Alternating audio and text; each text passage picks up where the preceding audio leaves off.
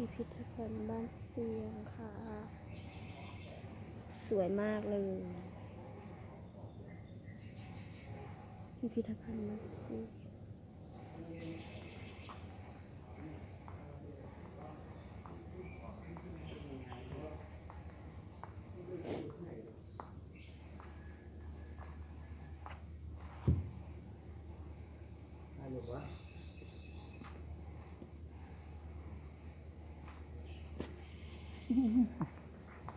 ใจไหม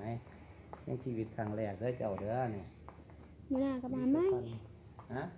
มื้อหน้าก็มาไหม บ่มีบ่ใครได้เห็นเด้อบ่อีหลีบ่บุญตาน้องรู้มันว่ามันเป็นของวัตถุโบราณมันเป็นของมรดกโลกครับท่านนี่หาบางอย่างเนาะในประเทศอื่นมันยังบ่มีเลยมันว่าซั่นครับรู้ก็อยากนี่มันมีคนเราอยากที่เราอยู่เขาเคยช้างสังกะโลกอันนี้สีมาอันนี้เป็นตัวจำลองเลยเนี่ยต้องของแท้ตัวจำลองเนี่ยเป็นไงมันตัวจำลองขึ้นมาตัวจำลองให้เบิ่ง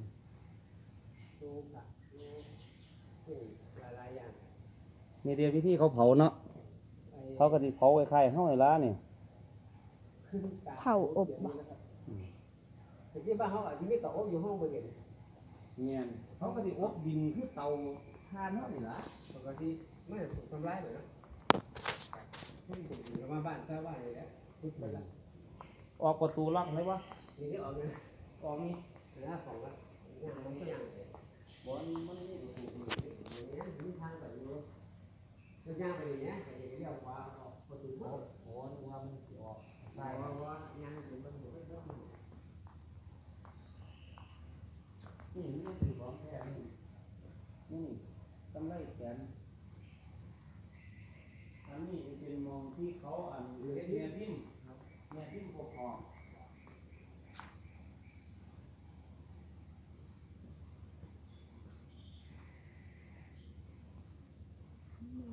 สวัสดิ์สมัยแล้วเนาะพ่อโสดเลยแก่ที่สุดเลยมันกำไรแขนของสมัยแต่ก่อนสมัยแต่ก่อนจะพันปีมันประมาณจักปีเลยให้ลุง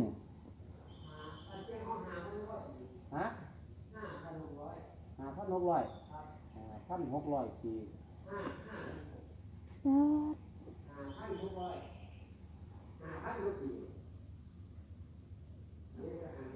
เกือบ6,000ได้ก่อน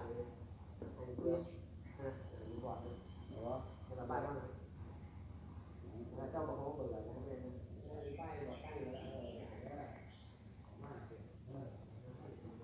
5,600อยู่บ้านเขาอยู่เลยบอกว่าเปิดกับไม่เปิดมึ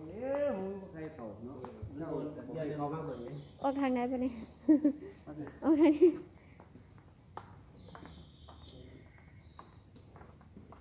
ประมาณ5,600 3,000 ปีมาแล้วเจ้าเกิดแล้วปะว้าวโว้ไงเอา5,600จะเกิดแล้วบ่5,600 ปีก็จะเกิดแล้วบ่จะเกิดแล้วบ่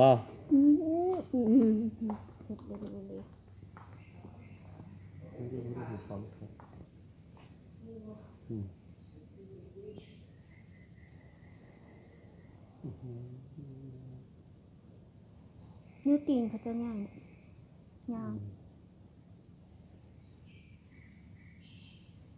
ลักษณะการฝังศพเขาเสียวหายตรงนั้นออก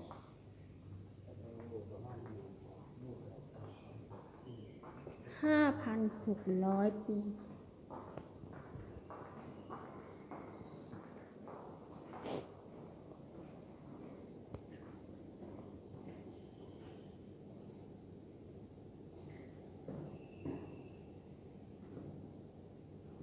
วันนี้เป็นวันที่ดีสำหรับเธอนะเธออย่าไม่ยุ่งกับเราเราจะถ่ายวิดีโอ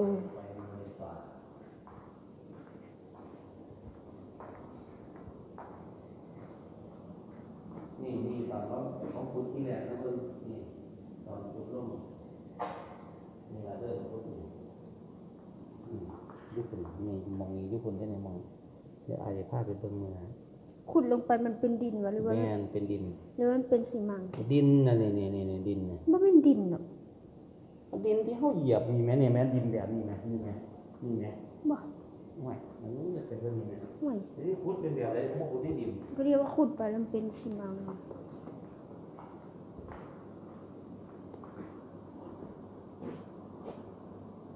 เคยเห็นพี่น้องเยอะไหม ใช่ อันเด้บรรพบุรุษเจ้าอันเด้ นั่นซะบ่ เราเฮ็ดกันนู่น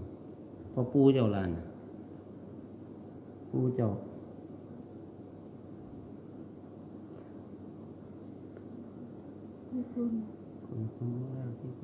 สมัยแต่ก่อนหั่น เนินใกล้กับ เบิด ลำห้วยสองสายที่บ้านเชียงนั้นเป็นพวกที่มีความรู้เบื้องต้นในการดำรงชีวิตแบบหมู่บ้านเกษตรกรรมกรพวกนี้รู้จักปลูกกระท่อมใต้ถุนสูงแบบง่ายๆรู้จักปรับดิบ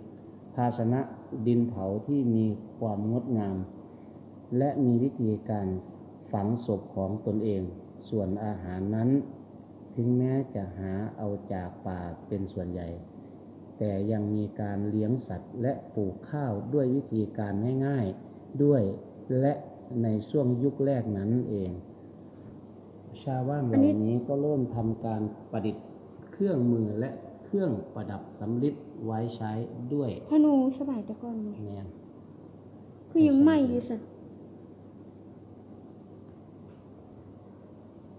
ตรงนี้มันเฮ็ดมันขึ้นมาซื้อตรงนี้ จำลองบ่ ตรงนี้จำลองเฮ็ดขึ้นมาวิธีหากินก็สมัยตะกี้ แต่อันนี่ของแท้ มีของแท้ตัวนี้ จริงแบบ นี่สิเป็นพวกดูพวกเขาเก่งเขาควงนี่มันมาให้เด็กเขาควงเจาะรูและแกะสลัก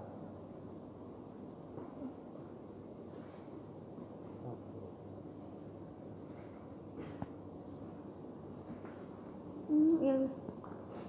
กระดูกสัตว์บ่ แม่นกระดูกแมวพวกนี้แบบนี้ คนอย่างนี้ต้องมีเรื่องลึก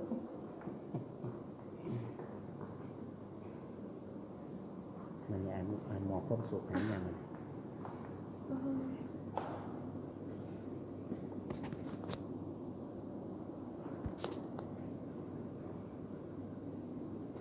หลายปีแล้วได้เนี่ย ที่ดูมาหลายปีก็อ่านมาเลย5,000นะ6,000 ปีซะไป5,600เนาะ จะเกิดล่ะ เอาขึ้นแนวเลยนี่5,600 ปีเมื่อได้เกิด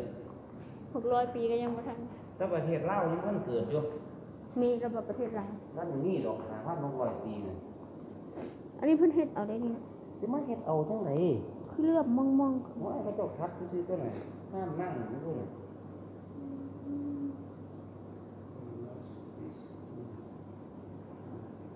จอยไปไหนทำไมไม่เห็น คือให้ที่คุณนี่เป็นเด็กน้อยนี่นี่รู้เด็กน้อยตายก็ยังดูยังอยู่เฮ้ยขนาดเป็นเด็กน้อยนี่น่ะ แม่นใช่บ่ แม่นเด็กน้อยตาย เขี้ยวคือหยังเนาะ เอาเขียวอย่างนี้ตายเขียวคงจะแก่งเลยอันอื่นจะแก่งปะ เจ๊อันเดียว ไก่จะแก่งปะ อันนี้ก็ของง่ายนี่เห็นบ่ ลูกตาย เฮ็ดเอาดิ เขาเจ้าก็คัดเฮ้ยเจ้าบ้าตรงนี้เขาเจ้าคัดซื้อๆคัดให้มันดูดี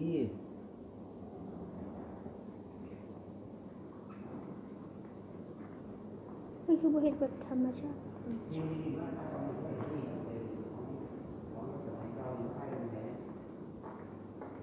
ลูกยิ่งดินเขา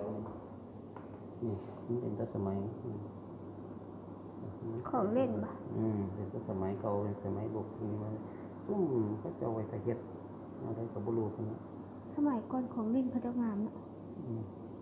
เฮ็ดได้นี่ คือสมัยนี้แหละแต่สมัยนี้เขาจะบ่เล่น โอ้นี่ให้เข้าใจเราที่เขาเอาเฮ็ดไล่ผาเฮ็ดไล่ผาไล่หางมีดีๆเคยเห็นเบิ่งนี่กิ่งไปมันสิเป็นไล่สิเลยนั่นคือตัวแม่พิมพ์มีไล่กิ่งน่ะมันสิออกไล่จังซี่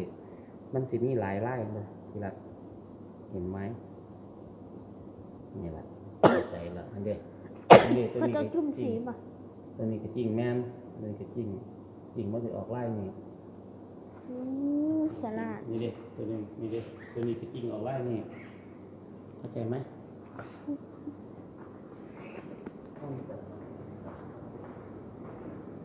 อ้าวยังบดยังไง โอ้ตายเลยคนนี่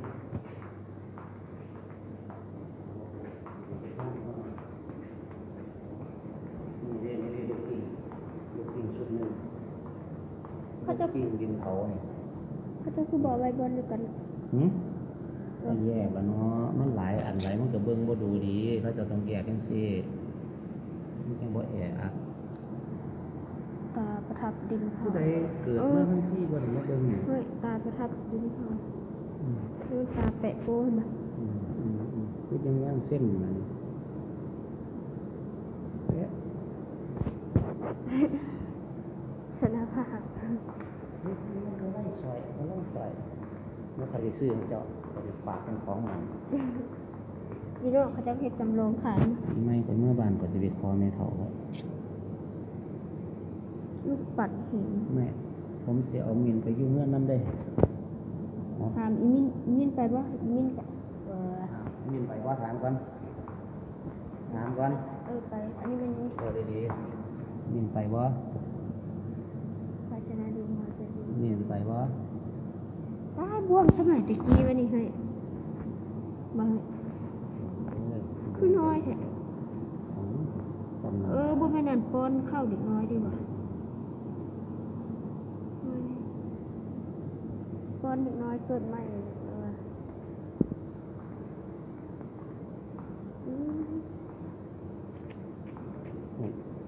มินไม่อาจจะถามว่าแม่ผมใส่มินไปอยู่เงื่อนน้ำมินจะไปบ่ วิดีโอ ไปบ่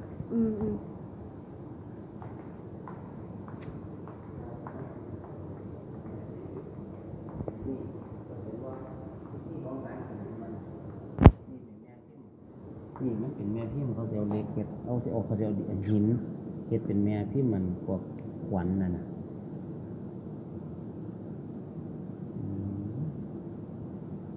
เครื่องมือโลหะ พระเจ้าขุดได้เป็นปีพศเลยเฮ้ยแบบขุดอันนี้มาไว้นี่นะจากปี